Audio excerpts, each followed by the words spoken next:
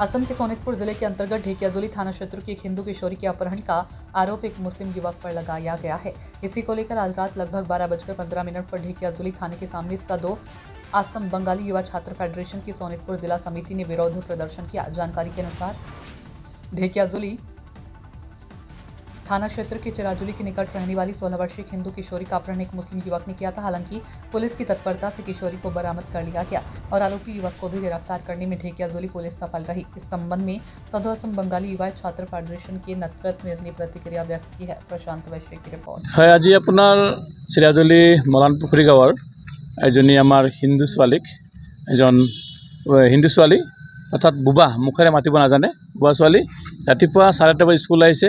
Schuler अহাৰ পিছত ছোৱালীজনী ঘৰত নোযোৱাত ঘৰৰ মানুহে খা খবৰ লোৱাত ছোৱালীজনী নোপোৱাত মোক ফোনযোগে জনায়। তাৰপিছত মই লগে লগে আৰক্ষী চকীক জনাওঁ।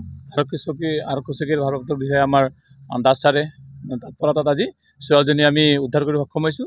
আৰু এই ছোৱালীজনী আমাৰ দেখা পাই গৈছোঁ যে আমি আমাৰ হিন্দু ছোৱালীৰ ওপৰত বাৰম্বাৰ এছাম সম্প্ৰদায়ৰ লোকে টাৰ্গেট কৰিছে। টাৰ্গেট কৰি তেওঁলোকৰ পৰিকল্পনাবোৰ চাৰ্চ কৰিব বিচাৰিছে। হয়, আজি মানে পৰিতাপৰ বিষয় যে আমাৰ ঢেকিয়াজুলি সমষ্টিৰ চিৰাজুলি মলনপুখুৰী গাঁৱৰ এজনী কিশোৰী প্ৰায় 16 বছৰমান বয়স হ'ব।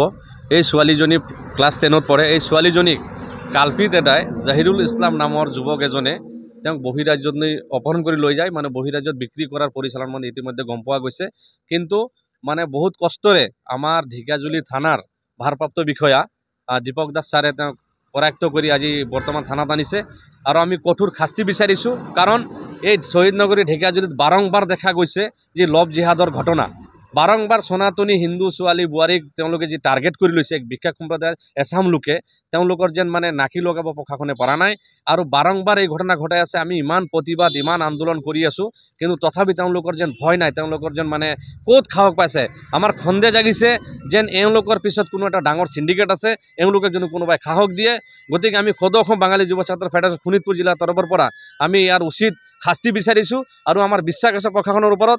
আমি শোণিতপুৰ জিলাৰ আৰক্ষী অধীক্ষক মহোদয়ক বিনম্ৰভাৱে অনুৰোধ জনাইছোঁ ইয়াক যাতে কঠোৰ শাস্তি দিয়ে আৰু এই কালপিত যাতে কোনো আইনৰ খুৰঙাৰে বাচি যাব নোৱাৰে, কোনো যাতে 1, 2 মাহ 3 মাহৰ যাতে বেল নাপায়, তাতকৈ অধিক মানে কঠিন চাৰ্জশ্বিট হেৰি কৰি যাতে ইয়াক শাস্তি দিয়ে। ধন্যবাদ।